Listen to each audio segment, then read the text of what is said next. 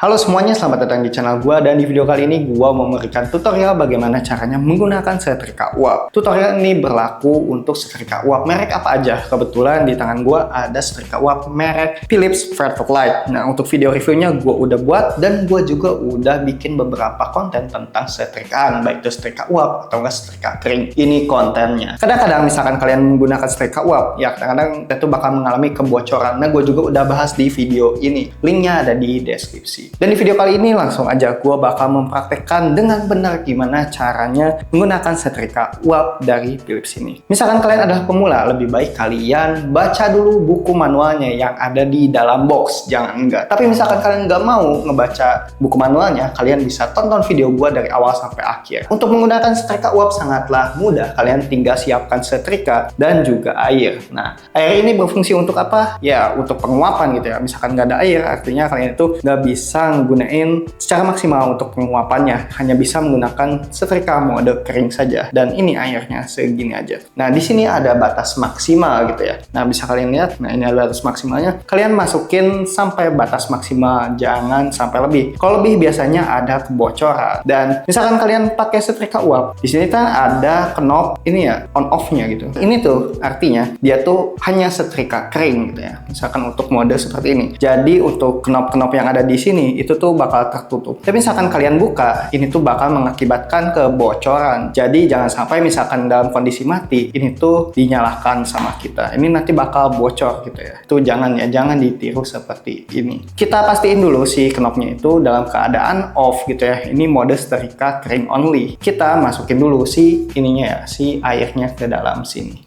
Kalau udah di batas maksimal, kalian tinggal colokin ke listrik ya.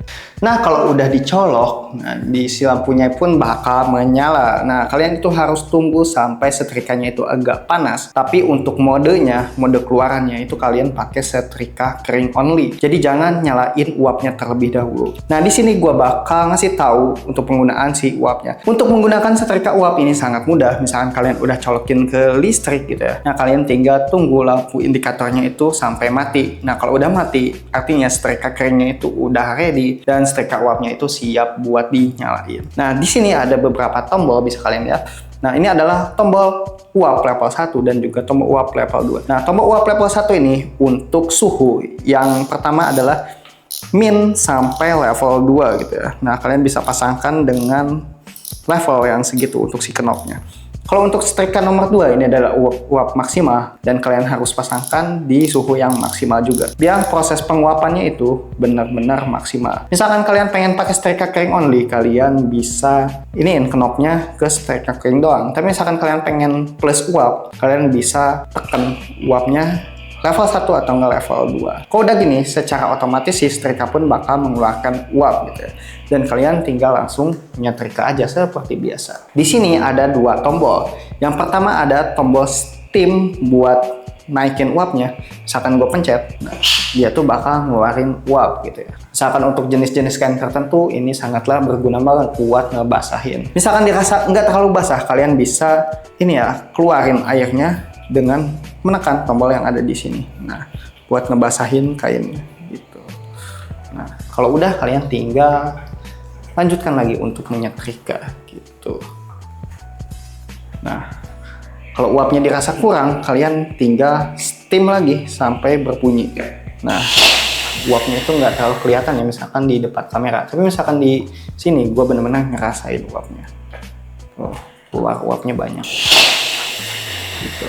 Nah, kalau misalkan di dalam proses penyetrikaan kalian itu pengen berhenti atau nggak pause, kalian itu harus balikin lagi ke mode setrika kering biar si setrikanya ini nggak bocor. Kalau misalkan kita diamin dalam seperti ini kondisinya, ini bakal terjadi kebocoran gitu ya. Nanti air-airnya itu bakal menetes atau enggak ya uapnya keluar terus-menerus. Jadi misalkan kalian pengen pause atau nggak pengen berhenti gitu, kalian harus ini ya, matiin terlebih dahulu untuk mode setrika uapnya, dan kalian lanjut setrika.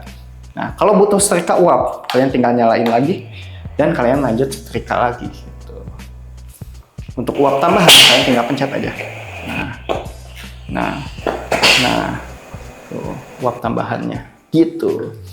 Kalau udah, tinggal matiin tentunya. Dan misalkan kalian udah menggunakan setrika uap, kan ini ada sisa air ya di dalam situ ya. Nah, sisa airnya itu harus dikeluarin, tapi untuk pengeluarannya kalian harus matiin setrika uapnya terlebih dahulu.